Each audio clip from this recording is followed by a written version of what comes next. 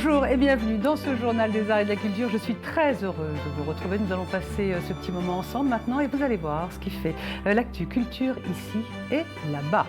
En Syrie, malgré l'horreur et la barbarie, un semblant de vie nocturne persiste. Coincé entre les rebelles et les milices de Bachar el-Assad, la jeunesse danse au Shahaba al-Sham, l'ex-hôtel méridien d'Alep. Dans ce journal, nous reviendrons sur la disparition du cinéaste américain Mike Nichols. Vous avez probablement dû revoir l'un de ses plus grands films, Le Lauréat. Mike Nichols, 83 ans, une filmographie inconstante, mais un sens du détournement certain. Avec Le Lauréat, il avait déjà compris les affres des cougars. Et puis, nostalgie toujours. Nous irons voir du côté de Carlos Santana, le guitariste des années 70, publie ses mémoires. Que raconte-t-elle? Des histoires de rock et de guitare.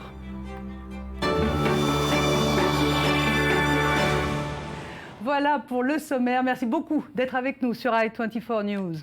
Et l'on reparle de Cornelius Gurlitt et de ses 1200 tableaux de maître. Le musée de Berne vient d'annoncer qu'il acceptait de recevoir les œuvres du collectionneur. Un héritage bien lourd. La plupart des observateurs du monde de l'art estiment que ce petit musée suisse a tout à y gagner. Mais d'un autre côté, ce sera la porte ouverte à des centaines de procès en restitution. Les Picasso, les Monet, les Chagall iront donc en Suisse. Sur 1200 œuvres, seuls 500 tableaux seront directement restitués. Des œuvres retrouvées il y a un an chez ce vieux monsieur allemand énigmatique qui sont toujours un casse-tête pour les ayants droit. Certaines de ces œuvres, de ces chefs-d'œuvre ont été volées, spoliées à des juifs pendant la guerre par le père de Cornelius Gurlitt. Il s'appelait Hildebrandt Gurlitt, collectionneur et marchand d'art d'Hitler. Le musée de Berne a annoncé qu'il collaborerait avec l'Allemagne. Direction la Syrie maintenant, entre les rebelles et les milices de Bachar el-Assad, une petite fenêtre s'ouvre doucement pour la jeunesse. Sortir, boire, danser, c'est banal et salvateur pour ces jeunes Syriens et ce n'est pas si simple. Ils se retrouvent au Shahaba el-Sham, l'ex-hôtel méridien d'Alep. C'est un récit d'Ava Drey. Une boîte de nuit comme les autres en apparence, mais nous sommes à Alep, la deuxième ville de Syrie. Depuis 3 ans, la guerre civile avait confiné les fêtards chez eux. Aujourd'hui, la ville est toujours divisée, zone rebelle d'un côté et celle contrôlée par le régime de Bachar el-Assad, comme ici. Mais le statu quo en a convaincu quelques-uns de ressortir. Je viens tout le temps ici et mes amis aussi. On essaie de mener une vie normale. Au début, on avait peur, mais maintenant, on s'en fiche. Les coupures de courant sont fréquentes en ville. De nombreux habitants préfèrent aller au café où le générateur tourne presque toujours plutôt que de rester chez eux dans le noir.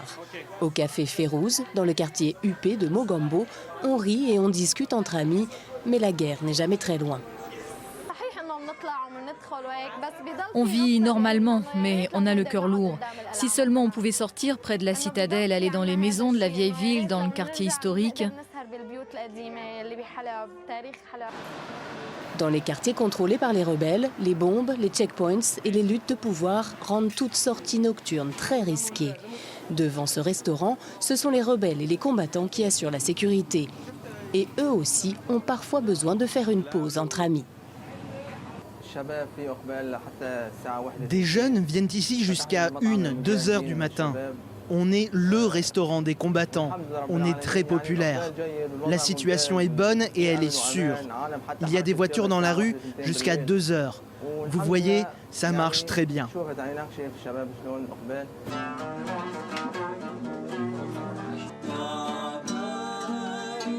La musique traditionnelle et la poésie permettent aux habitants de s'évader un peu et de continuer à espérer que leur ville retrouve un jour une authentique douceur de vivre.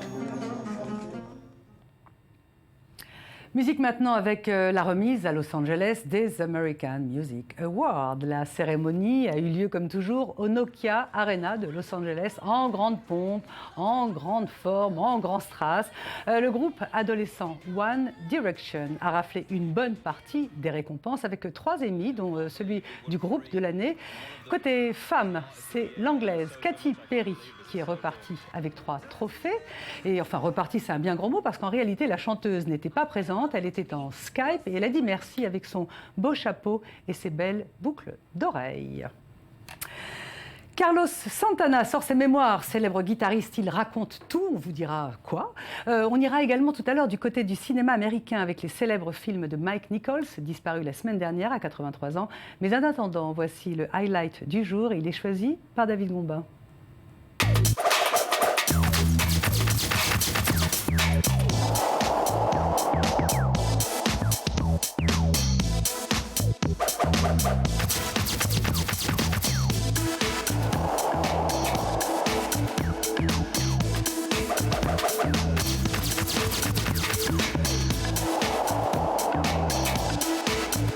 1914-2014, le centenaire de la Première Guerre mondiale. Une guerre réellement mondiale. À Melbourne, on retrace la guerre du point de vue australien.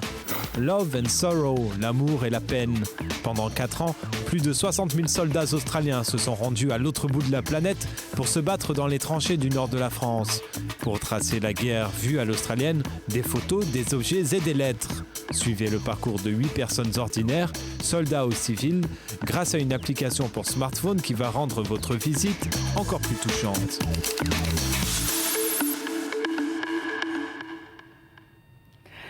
Est-ce qu'un roi de la guitare écrit aussi bien qu'il ne joue? C'est la question du jour avec la sortie aux États-Unis de la biographie du célèbre guitariste Carlos Santana. Pour les nostalgiques des 70s, petite piqûre de rappel, c'est un récit signé Daniel Campos avec Sandy Fortis.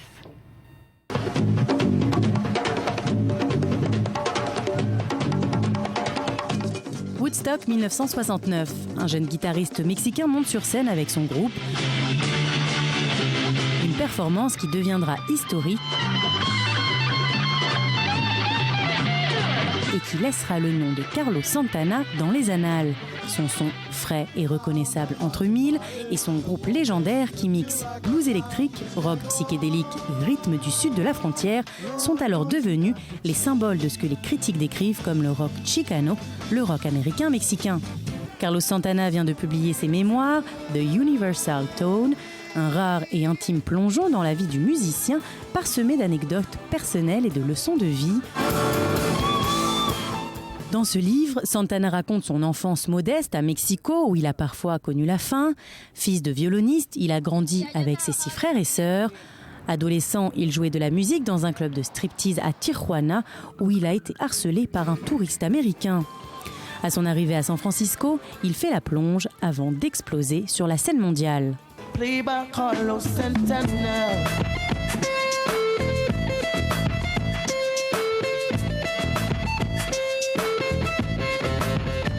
Après un grand succès, Carlos Santana traverse quelques années de vaches maigres jusqu'en 1999 avec la sortie de son album Supernatural qui fait sensation. Récompensé de 9 Grammy Awards, ce retour est considéré comme le comeback le plus incroyable de l'histoire de la musique populaire. Grâce à ses mémoires, on découvre la sensibilité sociale de l'artiste. En 2013, il part à la recherche de son ami et ancien membre de son groupe, Marcus Malone, devenu SDF. Santana est également un généreux donateur. Il a notamment donné plus de 5 millions de dollars par le biais de sa fondation Milagro, qui veut dire miracle, et qui œuvre pour les enfants dans le besoin. À 67 ans, la légende du rock vit désormais à Las Vegas avec son épouse Cindy Blackman. En mai dernier, il a sorti son 37e album, Corazón, un hommage à ses racines latines. Maintenant, il est temps pour ses fans d'explorer ses mémoires, un livre publié en l'honneur de sa mère, Josefina Santana, la femme qui lui a transmis l'ambition comme valeur qu'il transmet à son tour à ses millions de fans à travers le monde.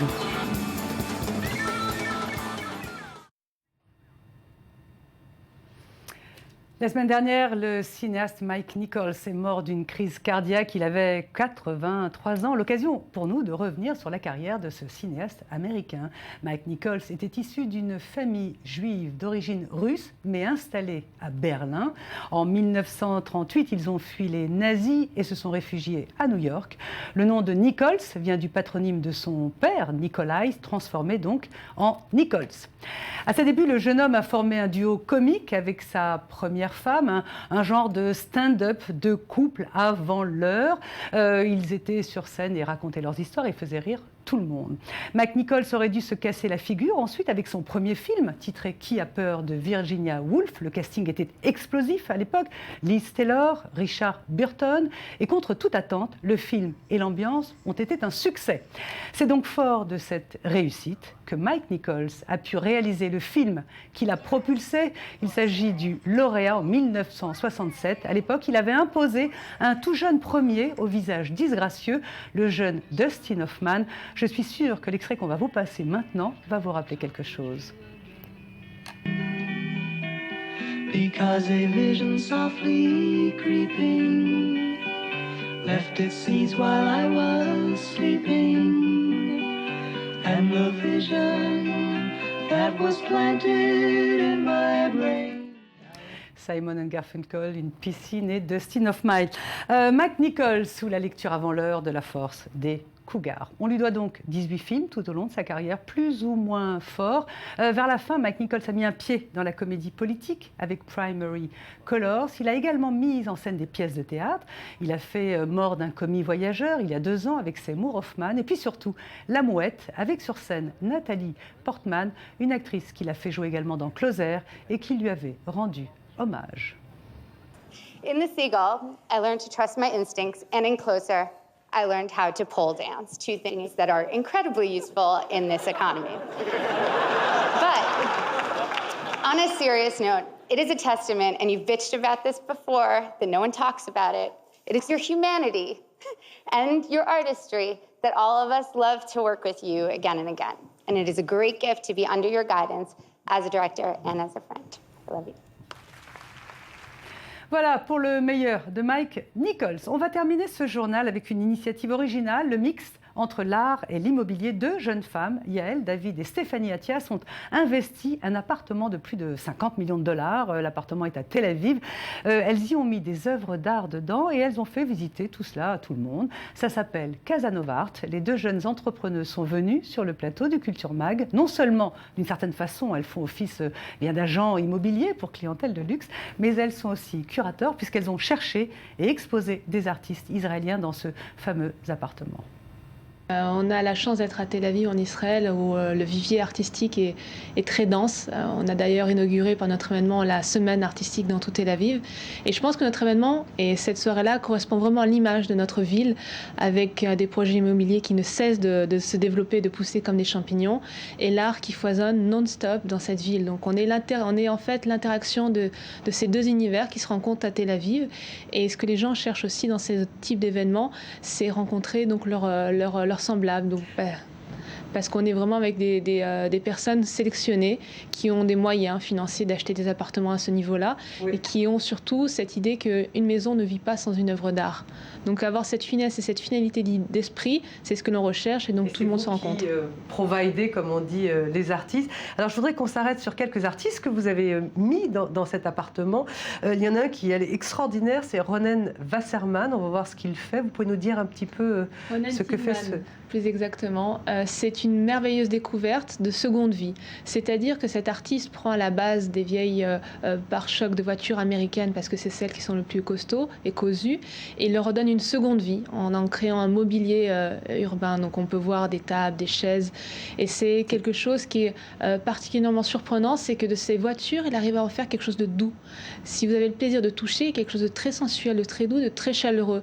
Et donc ces objets-là, vous les avez mis dans ce fameux appartement. Voilà. Un autre artiste, Kate Frizalis.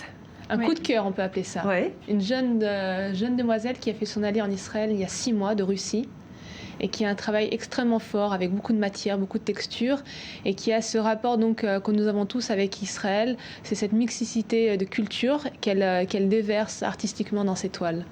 3e artiste, à toutes les 2, et fondatrice de Casanova Art, Michal Führer, qui est sculpteur. Sculptrice, si on peut dire ça. Oui. Voilà, c'est une artiste. Féminisons, voilà. oui.